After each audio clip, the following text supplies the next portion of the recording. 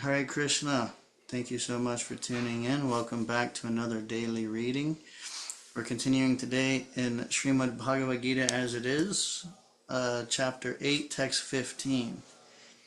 So we just had Nikunja Nagari, Devi Dasi join. Hare Bol. Able. Hare Krishna.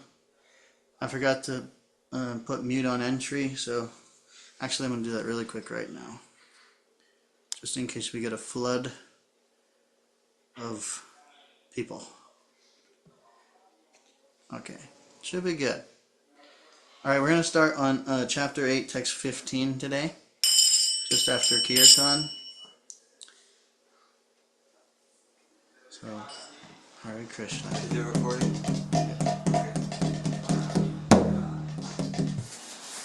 Namo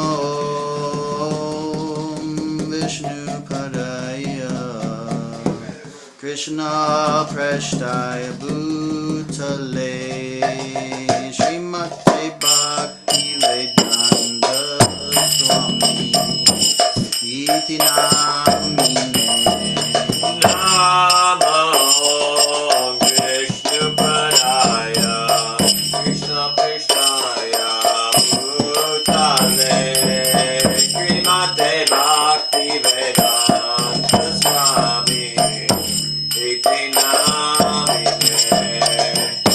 Namaste Saraswate Deve Gaudavani Pracharine Nirvishesha Shunyapadi Achyachya Deshatarine Namaste Saraswati Deve Guruvani Pracharine Nirvishesha Shunyavadi Vashatari Shatarine Shri Krishna Chaitanya Prabhu Nityananda Shri Advaita Gadadhar Shri Vasari Gaura Bhaktavinda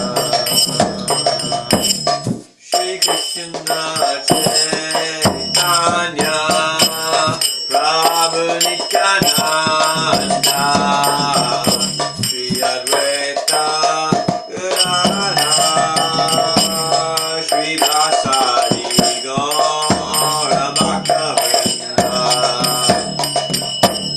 Shri Krishna Chaitanya Prabhu Nityananda Advaita Gadadhar Shri Vasari Gaura Bhaktavinda Jai Shri Krishna Chaitanya Nityananda Shri Advaita Gadadhar Shri Vasari Gaura Bhaktavinda Jai Shri Krishna Chaitanya Prabhu Nityananda Advaita Gadadhar Shri Vasari Gaura Bhaktavinda Jai Shri Krishna Chaitanya Prabhu Nityananda Shri Advaita Gadadhar Shri Vasari Gaura Bhaktavinda Shri Krishna Chaitanya Prabhu Nityananda Advaita Gadadhar Shri Vasari Gaura Bhaktavinda Shri Krishna Chaitanya Prabhu Nityananda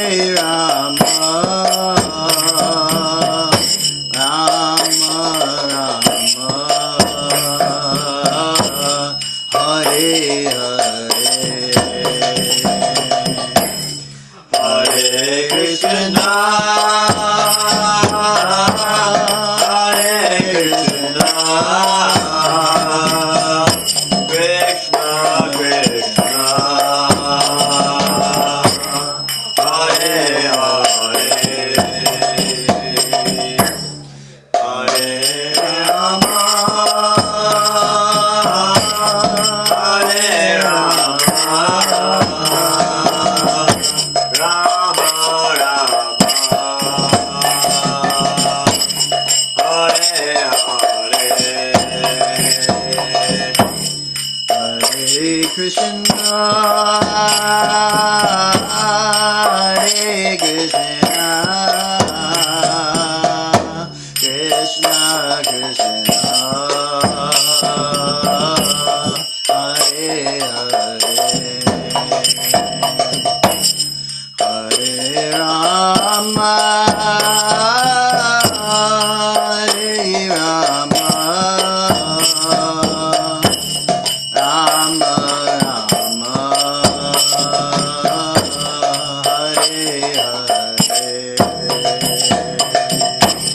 Hare Krishna, Hare Krishna, Krishna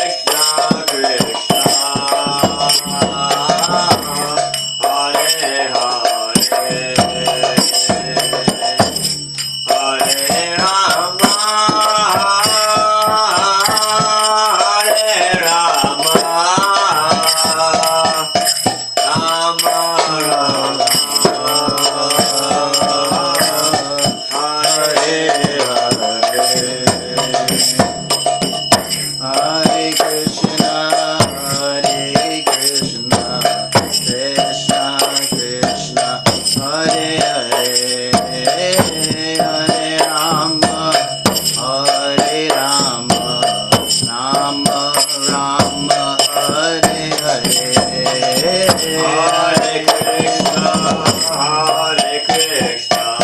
Krishna Krishna, Hare Hare, Hare Rama, Hare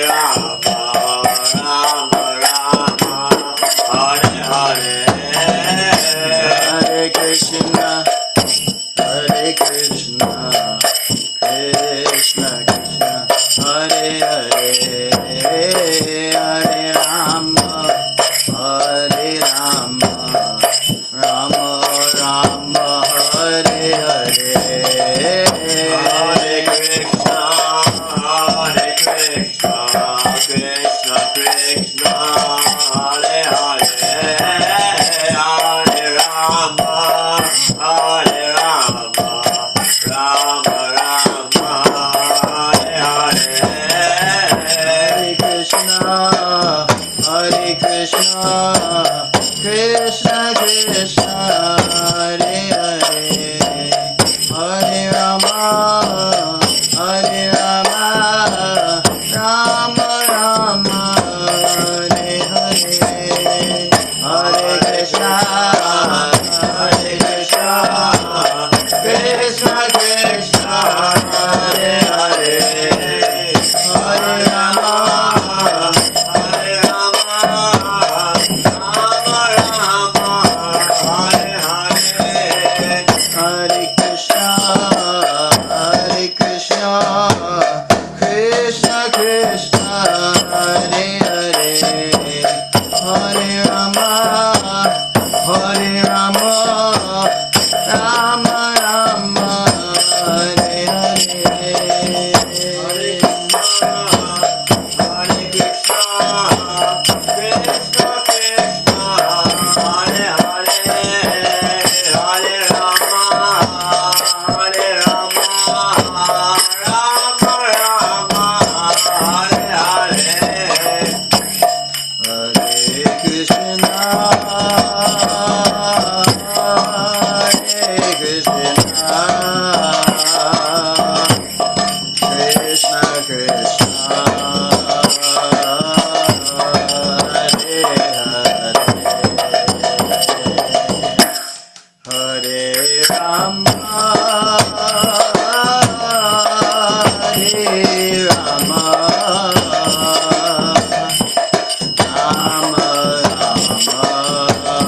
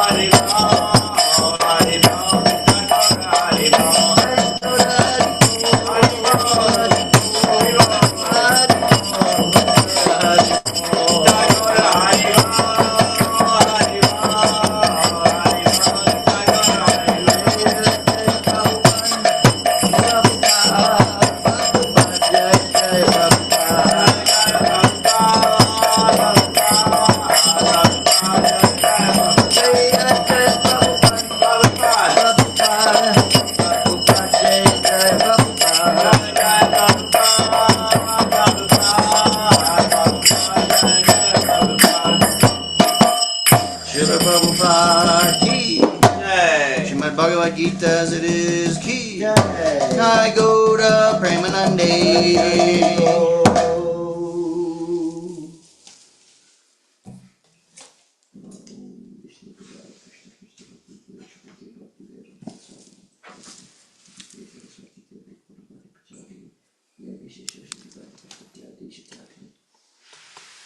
Hare Krishna. Nice kartal playing. Hare Krishna. Not many bhaktas can keep up with that last one, but you've done. Hare Krishna. Haribo. Okay, still. Okay, we're just diving into Bhagavad Gita as it is, chapter 8, text 15. And if it gets toasty, feel free to crack the window. Okay. Do you think I should? If you don't mind, I think it's a little toasty, but it's not that bad. It's not that cold out there. Alright, thank you. Hare Krishna. So we're going to start with the Mangalacharana. Just taking a moment to offer some gratitude to our predecessor acharyas, our spiritual masters, our lineage, ultimately Krishna. Om Jnana Timirandhasya Jnananjana Shalakaya Chakshurun Militam Yena Tasmai Shri Guruve Namaha Shri Chaitanya Manavishtam Stapitam Yena Bhutale Swayam Rupa Kadamayam Dadati Swapadantikam Vandeham Shri Guru Shri Yuta Padakamalam Shri Gurun Vaishnavanscha Shri Rupam Sagrajatam Sahagana Raganatan Vitang Tang Sajivam Sadvaitam Savadutam Padijana Sahitam Krishna Chaitanya Devam Shri Radha Krishna Padan Sahagana Lalita Shri Vishakan Vitangscha Hey Krishna Karuna Sindhu Dinabandhu Jagatpate Gopesha Gopika Kanta Radha Kanta Namostute Tapta Kanchana Gaurangi Radhe Vrindavaneshwari Rishabhanu Sute Devi Pranamami Hari Priye Vachakopa Tarubhyascha Kripa Sindhubhya Evacha Patitanam Bhavanebhyo Vaishnavebhyo Namo Namaha Shri Krishna Chaitanya Prabhu Nityananda Shri Advaita Gadadhar Shri Vasadi Gyoda Bhakta Vrinda Hare Krishna Krishna Krishna Hare Hare Rama Rama Rama Hare Hare Hare Krishna Krishna Krishna Hare Hare Hare Rama Rama Hare Hare Hare Krishna Krishna Krishna Hare Hare Hare Rama Rama Hare Hare Mukam karoti vachalam pungum lung hayate girim yat kripatamaham vande Shri Gurun Dinataranam. Okay. Alright. Chapter 8, text 15. Mam upetya punar janma dukhalayam ashashvatam napnuvanti mahatmana sanchidhim paramam gataha. After attaining me, the great souls who are yogis in devotion never return to this temporary world, which is full of miseries because they have attained the highest perfection. Purport. Since this temporary material world is full of the miseries of birth, old age, disease, and death, naturally he who achieves the highest perfection and attains the supreme planet, Krishna Loka, Goloka Vrindavan, does not wish to return. The supreme planet is described in Vedic literature as Avyakta and Akshara and Paramagati. In other words, that planet is beyond our material vision, and it is inexplicable. but it is the highest goal, the destination for the Mahatmas, great souls. The Mahatmas receive transcendental messages from the realized devotees and thus gradually develop devotional service and Krishna consciousness and become so absorbed in transcendental service that they no longer desire elevation to any of the material planets. Nor do they even want to be transferred to any spiritual planet. They want only Krishna and Krishna's association and nothing else. That is the highest perfection of life.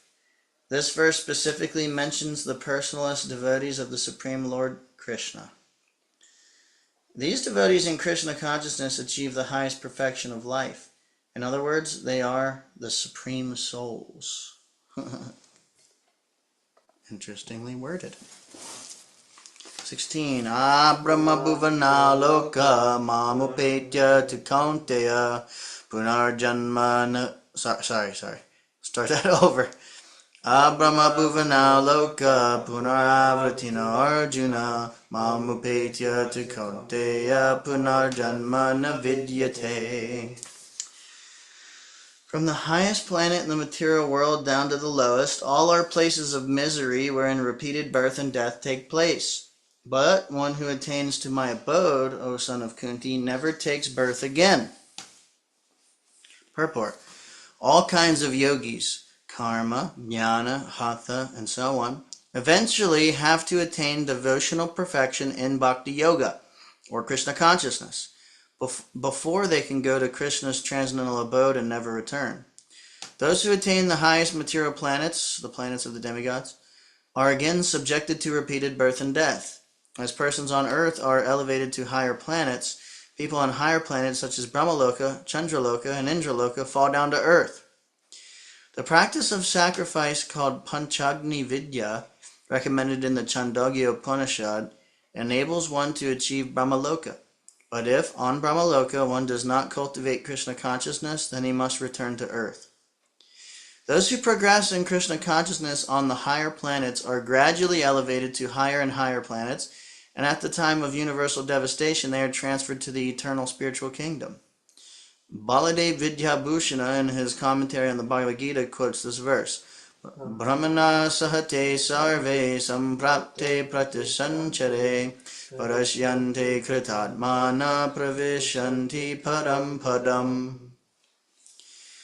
When there is devastation of this material universe, Brahma and the devotees who are constantly engaged in Krishna consciousness are all transferred to the spiritual universe and to specific spiritual planets according to their desires.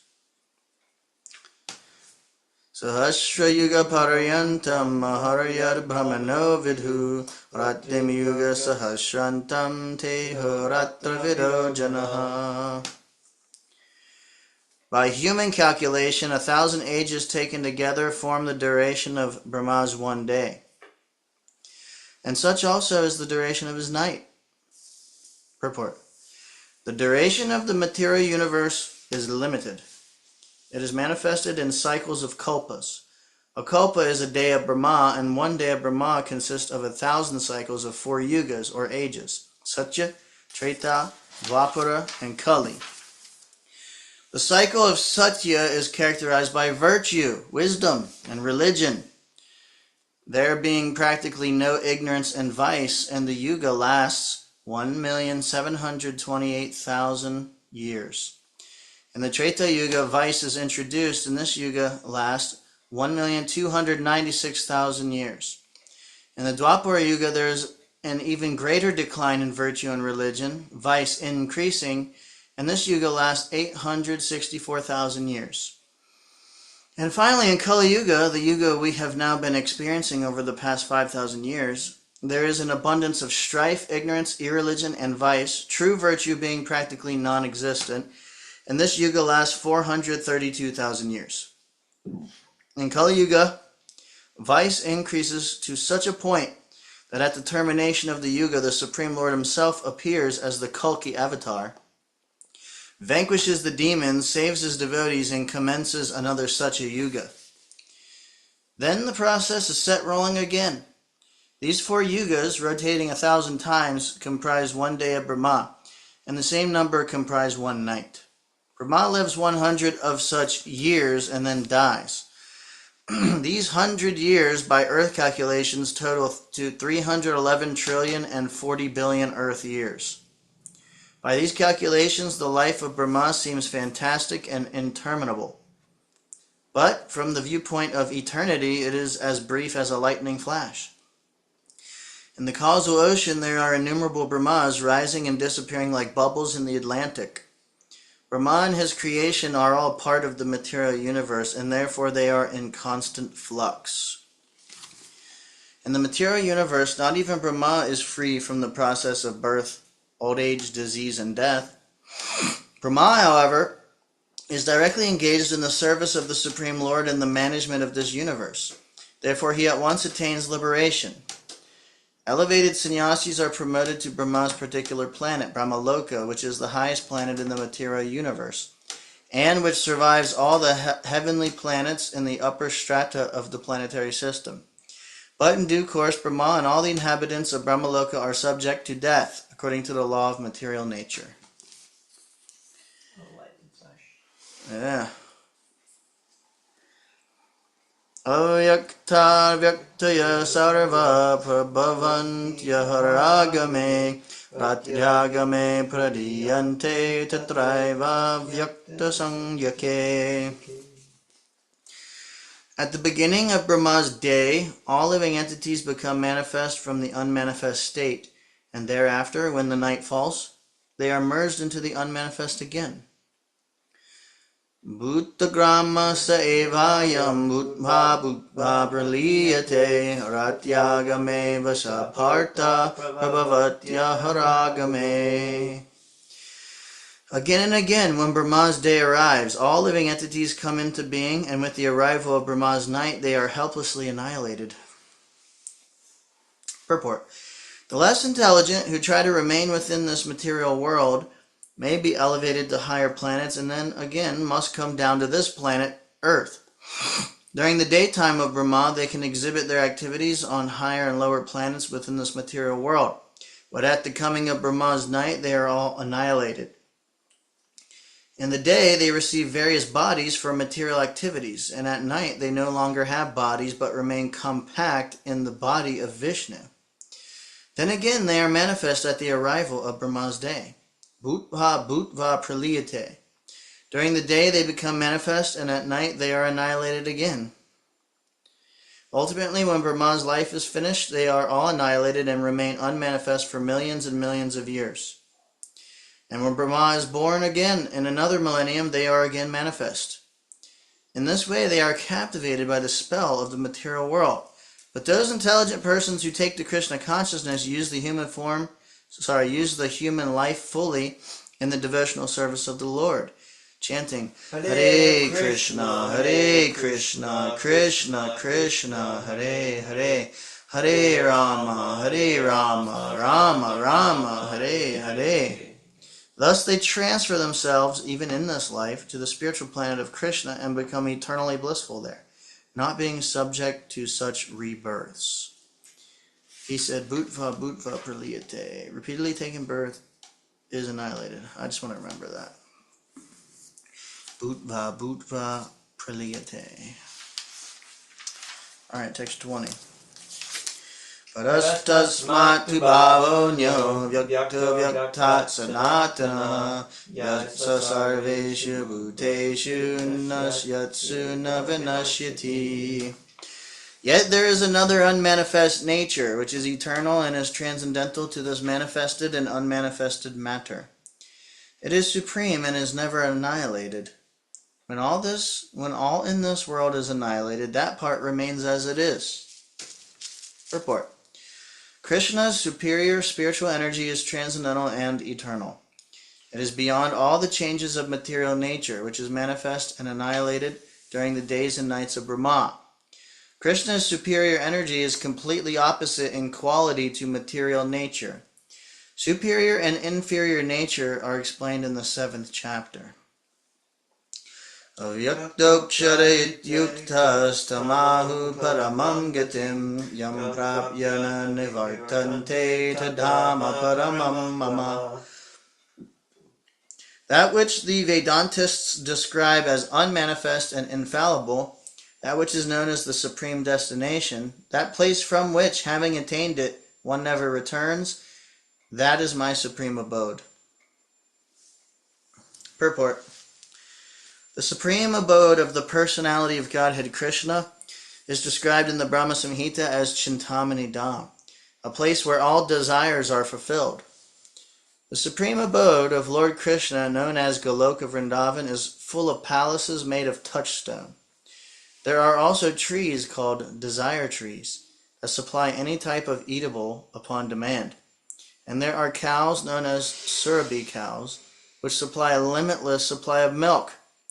In this abode, the Lord is served by hundreds of thousands of goddesses of fortune, Lakshmis. And he is called Govinda, the primal Lord and the cause of all causes. The Lord is accustomed to blow his flute, Venum Punantam. His transcendental form is the most attractive in all the worlds. His eyes are like lotus petals, and the color of his body is like the color of clouds. He is so attractive that his beauty excels that of thousands of cupids. He wears saffron cloth, a garland around his neck, and a peacock feather in his hair. In the Bhagavad Gita, Lord Krishna gives only a small hint of his personal abode, Goloka Vrindavan, which is the supermost planet in the spiritual kingdom. A vivid description is given in the Brahma Samhita. Vedic literature, Kata Upanishad 1.3.11 states that there is nothing superior to the abode of the Supreme Godhead, and that abode is the ultimate destination. Purushanna param kinchit sa kashta sa paragati. When one attains to it, he never returns to the material world. Krishna's supreme abode and Krishna himself are non-different, being of the same quality. On this earth, Vrindavan, 90 miles southeast of Delhi, is a replica of that supreme Goloka Vrindavan located in the spiritual sky. When Krishna descended to this earth, he sported on that particular tract of land known as Vrindavan, in the district of Mathura, India. Purusha sapara partha bhaktya labhyastvananyaya yasyantasthani bhutani yena sarvam idam tatam. The Supreme Personality of Godhead, who is greater than all, is attainable by unalloyed devotion. Although he is present in his abode, he is all-pervading and everything is situated within him. Purport. It is here clearly stated that the supreme destination from which there is no return is the abode of Krishna, the Supreme Person. The Brahma Samhita describes this supreme abode as Ananda Chinmaya Rasa, a place where everything is full of spiritual bliss. All the variegatedness manifest there is of the quality of spiritual bliss. Nothing there is material.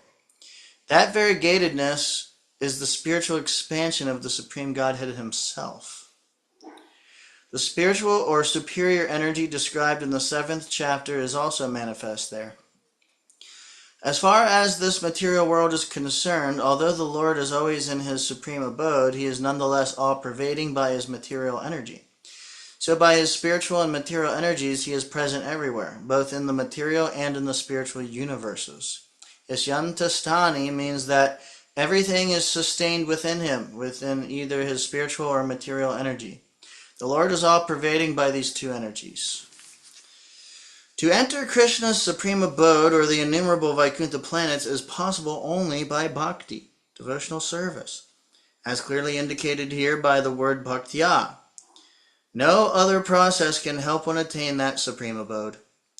The Vedas, Gopal Tapani Upanishad 121, also describe the supreme abode and the Supreme Personality of Godhead, Ekavasi Sarvaga Krishna. In that abode, there is only one Supreme Personality of Godhead, whose name is Krishna. He is the Supreme Merciful Deity, and although situated there as one, he has expanded himself into millions and millions of plenary expansions. The Vedas compared the Lord to a tree standing still, yet bearing many varieties of fruits, flowers, and changing leaves. The plenary expansions of the Lord who preside over the Vaikuntha planets are four-armed, and they are known by a variety of names: Purushottama, Charavikram, Keshava, Madhava, Aniruddha, Rishikesh, Sankarshan, Pradumna, Sridhar, Vasudeva, Damodar, Janardhan, Narayan, Vamana, Padmanabha, and so on. The Brahma Samhita 537 also confirms that although the Lord is always in the supreme abode, Goloka Vrindavan, he is all-pervading, so that everything is going on nicely. Goloka eva nivasatya kilatma bhutaha. As stated in the Vedas, Svetashvatara Upanishad 6.8, Parasya Shaktir Vividhaya Vishriyate Swabhaviki Jnana Bala Kriya Cha. His energies are so expansive that they systematically conduct everything in the cosmic manifestation without a flaw, although the Supreme Lord is far, far away. Yattakale tvanavritim navritim chaiva yogina prayatayanti tam kalam vakshyami bharatarshabha. O best of the Bharatas, I shall now explain to you the different times at which, passing away from this world, the yogi does or does not come back. Purport. The unalloyed devotees of the Supreme Lord, who are totally surrendered souls, do not care when they leave their bodies or by what method. They leave everything in Krishna's hands and so easily and happily return to Godhead.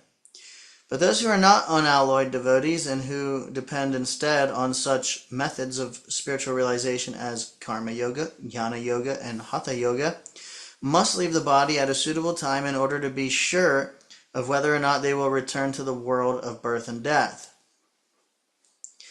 If the yogi is perfect, he can select the time and situation for leaving this material world. But if he is not so expert, his success depends on his accidentally passing away at a certain suitable time. The suitable times at which one passes away and does not come back are explained by the Lord in the next verse. According to Acharya Baladev Bijabhushana, the Sanskrit word kala used herein refers to the presiding deity of time. Agnirjuktiraha shukla sanmasa uttarayanam tatta prayata gacchanti brahma brahma vido janaha. Those who know the Supreme Brahman attain that Supreme by passing away from the world during the influence of the fiery God, in the light, at an auspicious moment of the day, during the fortnight of the waxing moon, or during the 6 months when the sun travels in the north. Purport. When fire, light, day, and the fortnight of the moon are mentioned, it is to be understood that over all of them are the various presiding deities who make arrangements for the passage of the soul. At the time of death, the mind carries one on the path to a new life. If one leaves the body at the time designated above, either accidentally or by arrangement, it is possible for him to attain the impersonal Brahmajyoti. Mystics who are advanced in yoga practice can arrange the time and place to leave the body. Others have no control. If by accident they leave at an auspicious moment, then they will not return to the cycle of birth and death. But otherwise, there is every possibility that they will have to return. However, for the pure devotee in Krishna consciousness, there's no fear of returning, whether he leaves the body at an auspicious or inauspicious moment, by accident or arrangement. Tumoratristata Krishna Sanmasa Dakshinayanam Tatra Chandrama Samjyotir Yogi Prapya Nivartate. The mystic who passes away from this world during the smoke, the night, the fortnight of the waning moon, or the 6 months when the sun passes to the south, reaches the moon planet but again comes back. Purport. In the 3rd canto of Srimad Bhagavatam, Kapila Muni mentions that those who are expert in fruitive activities and sacrificial methods on earth attain to the moon at death. These elevated souls live on the moon for about 10,000 years by demigod calculations, and enjoy life by drinking soma rasa. They eventually return to earth. This means that on the moon there are higher classes of living beings, though they may not be perceived by the gross senses. Shukla Krishna Gati Hete Jagata Shashvate Mate Ekaya Yajna Vrittim Anyaya Vartate Punaha. According to Vedic opinion, there are 2 ways of passing from this world, one in light and one in darkness. When one passes in light, he does not come back, but when one passes in darkness, he returns. Purport. The same description of departure and return is quoted by Acharya Baladev Vidyabhushana from the Chandogya Upanishad 5.10, 3-5. Those who are fruitive laborers and philosophical speculators from time immemorial are constantly going and coming. Actually, they do not attain ultimate salvation, for they do not surrender to Krishna. Naitishati partha janan yogi muhyati kaschana tasmat sarveshu kaleshu yoga yukta bhavarjuna. Although the devotees know these two paths, O Arjuna, they are never bewildered. Therefore, be always fixed in devotion. Purport. Krishna is here advising Arjuna that he should not be disturbed by the different paths the soul can take when leaving the material world. A devotee of the Supreme Lord should not worry whether he will depart by arrangement or by accident. The devotee should be firmly established in Krishna consciousness and chant Hare Krishna. He should know that concern over either of these two paths is troublesome. The best way to be absorbed in Krishna consciousness is to be always dovetailed in a service. And this will make one's path to the spiritual kingdom safe, certain, and direct. The word yoga yukta is specifically significant in this verse. One who is firm in yoga is constantly engaged in Krishna consciousness in all his activities. Sri Rupa Goswami advises, Anashaktasya vishayan yatarham upayunjataha.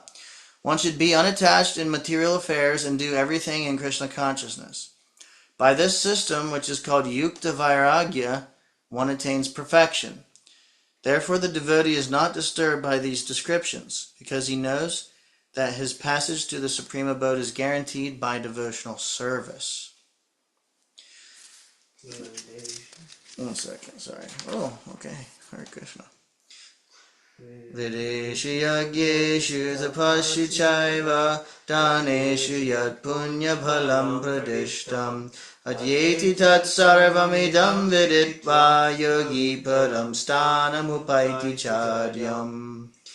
A person who accepts the path of devotional service is not bereft of the results derived from studying the Vedas, performing sacrifices, undergoing austerities, giving charity, or pursuing philosophical and fruitive activities. Simply by performing devotional service, he attains all these, and at the end he reaches the supreme eternal abode. Purport. This verse is the summation of the 7th and 8th chapters, which particularly deal with Krishna consciousness and devotional service. One has to study the Vedas under the guidance of the spiritual master and undergo many austerities and penances while living under his care. A brahmachari has to live in the home of the spiritual master just like a servant, and he must beg alms from door to door and bring them to the spiritual master. He takes food only under the master's order, and if the master neglects to call the student for food that day, the student fasts. These are some of the Vedic principles for observing brahmacharya.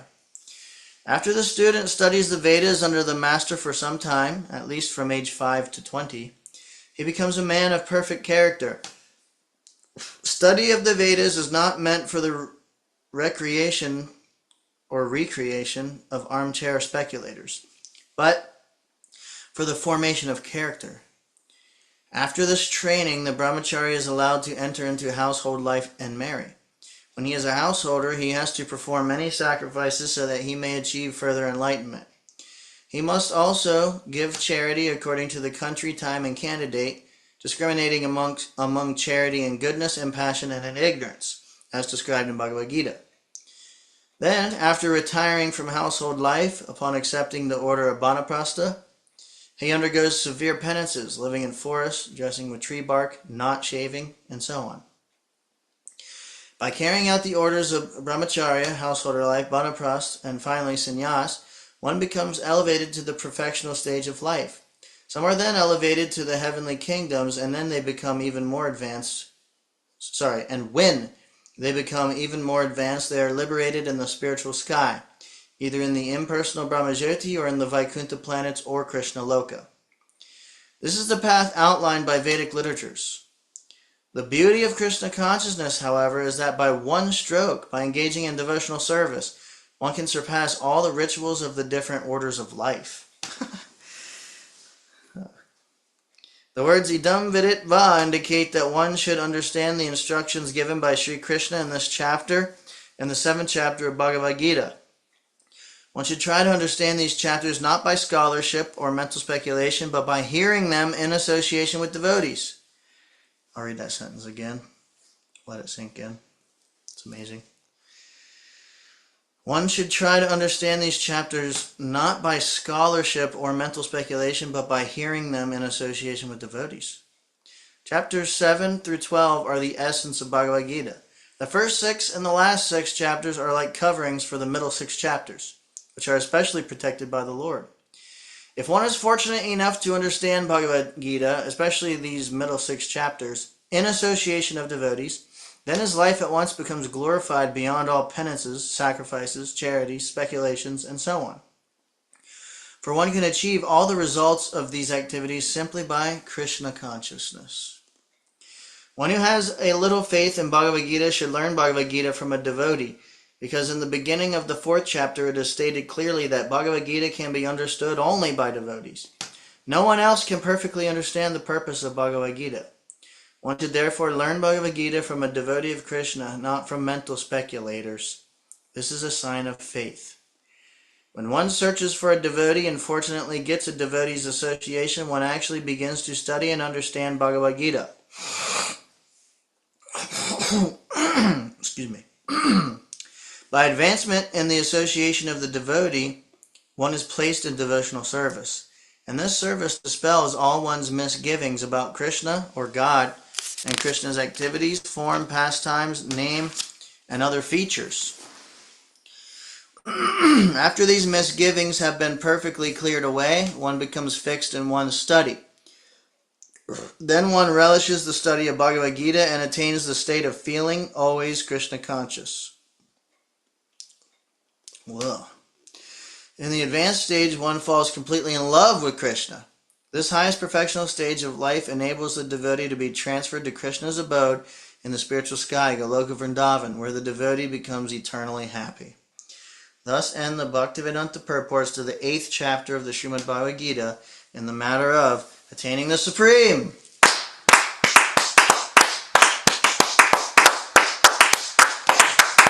Hari Bol, Hari Bol.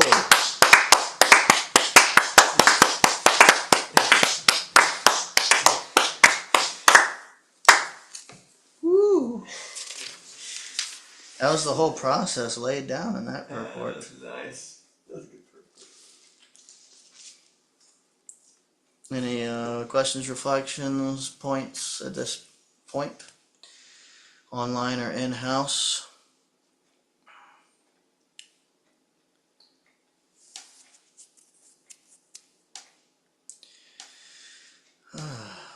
Whew. It's nice to discuss, but just hearing Prabhupada is also so nice.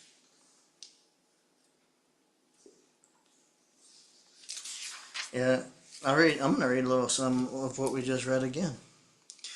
One who has a little faith in Bhagavad Gita should learn Bhagavad Gita from a devotee, because in the beginning of the 4th chapter it is stated clearly that Bhagavad Gita can be understood only by devotees. No one else can perfectly understand the purpose of Bhagavad Gita. One should therefore learn Bhagavad Gita from a devotee of Krishna, not from mental speculators. This is a sign of faith. When one searches for a devotee and fortunately gets a devotee's association, one actually begins to study and understand Bhagavad Gita. By advancement in the association of the devotee, one is placed in devotional service. And this service dispels all one's misgivings about Krishna or God and Krishna's activities, form, pastimes, name, and other features. After these misgivings have been perfectly cleared away, one becomes fixed in one's study. Then one relishes the study of Bhagavad Gita and attains the state of feeling always Krishna conscious.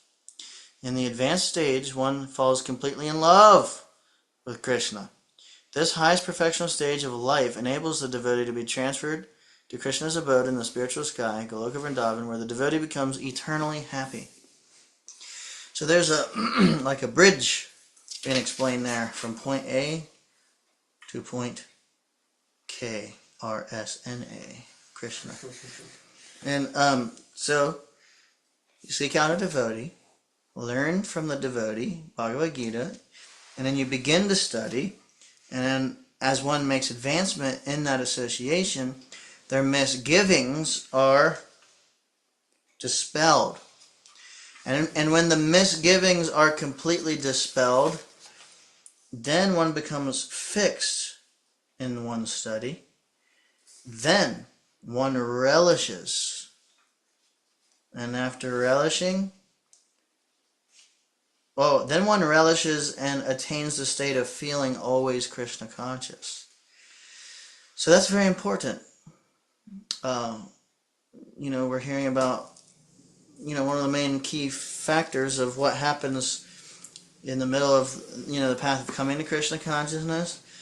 Sadhu Sangha, getting association of a devotee, studying, learning, and then while doing that, take some time.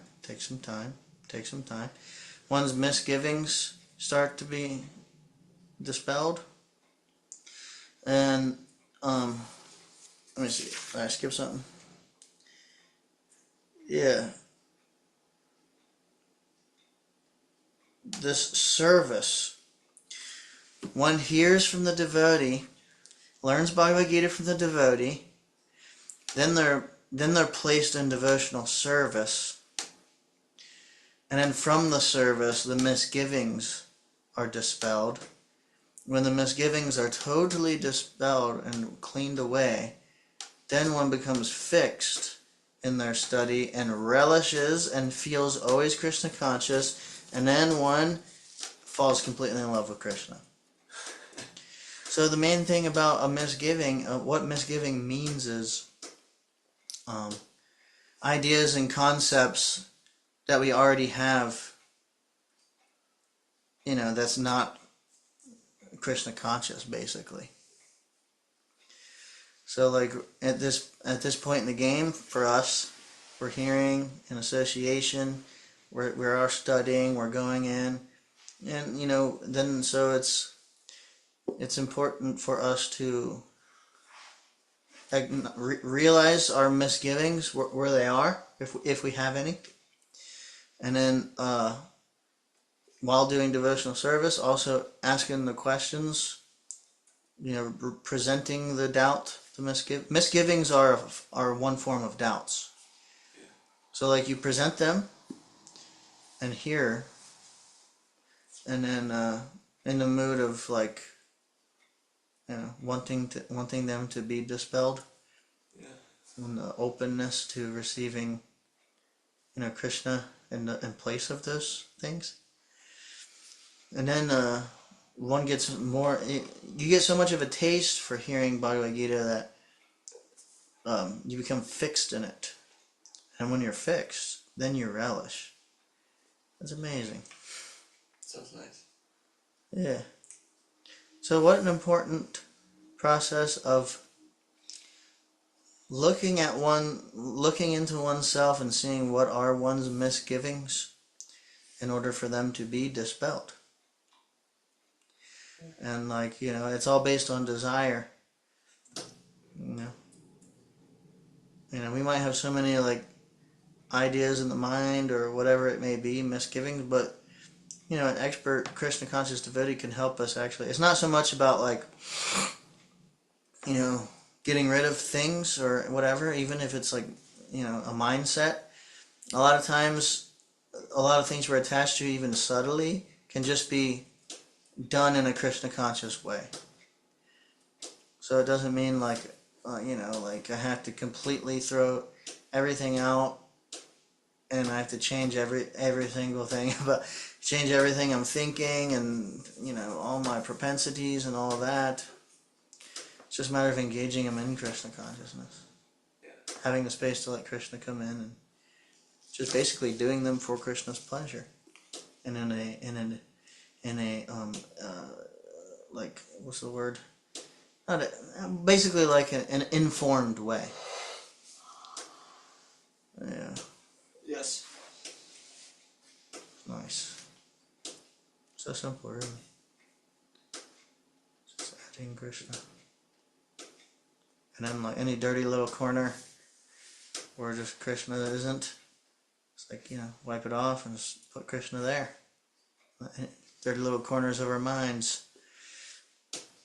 It's like, how can I make this Krishna conscious? It's very deep. It can go so deep. Yeah. The depths of our minds and thinking, feeling, willing as a person. So deep. Habits of the mind. Yeah. Even, in the material world, we have astrology, astrological arrangement. We can use all these things in devotional service. Transcend them. Pretty amazing. And then we read that section, about dying at different times and whatnot for favorable or more unfavorable situations of leaving the body. And then Prabhupada basically at the end, he was talking about also the whole process of taking Vanapras and Sannyas and this whole process of purification according to the Varna ashram system. And then he said, but you can bypass all of this just by being in devotional service. It's like, how powerful is devotional service? Yeah. It's amazing.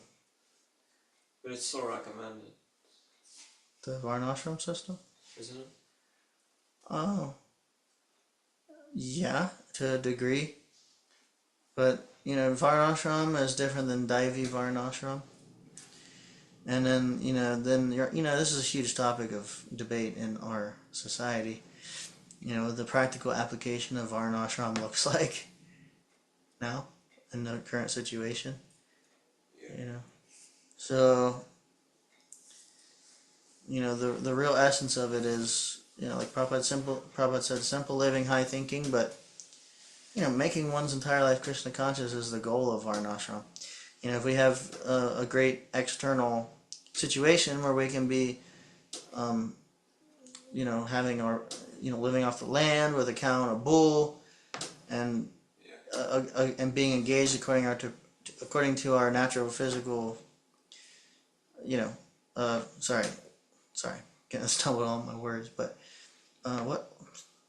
psychophysical nature, being engaged according to those propensities, you can have all that in place and not be thinking about Krishna, and then all of it is a complete failure. Big Maya. So, not that we shouldn't strive for those things to make a more favorable arrangement for developing our Krishna consciousness and living in a Krishna conscious balanced way with the laws of nature and everything. But we shouldn't be so attached to that and spend so much time worrying about that as opposed to finding how we can develop our Krishna consciousness in our current situation. Because I know people, they spend their whole life working to make like the ideal or the whatever situation to be Krishna conscious, and then they neglected their Krishna consciousness the whole time. So we don't want to do that. But yeah, the idea would be the balance of the two. But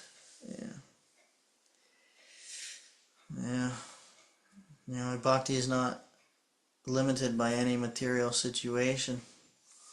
So you can attain full Krishna consciousness like right now. Yeah. There's like in this situation or any situation. It's the whole point.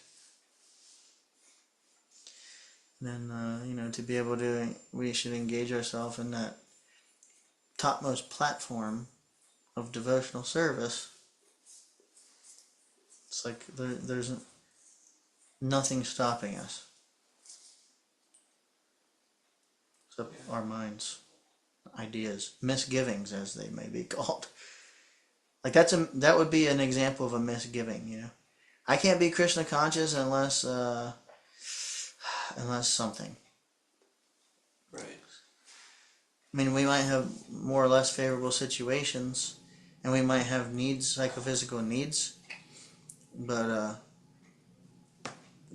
where the will and desire is enough, we can access our Krishna consciousness even in the so-called unfavorable situation.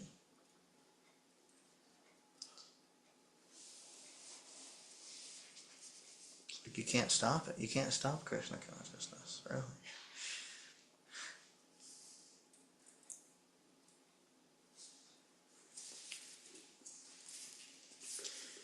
Hare Krishna. Well, I think that's it for tonight. Unless anybody wants to say anything, speak now or forever hold your peace. Chapter 9 is one of my favorites.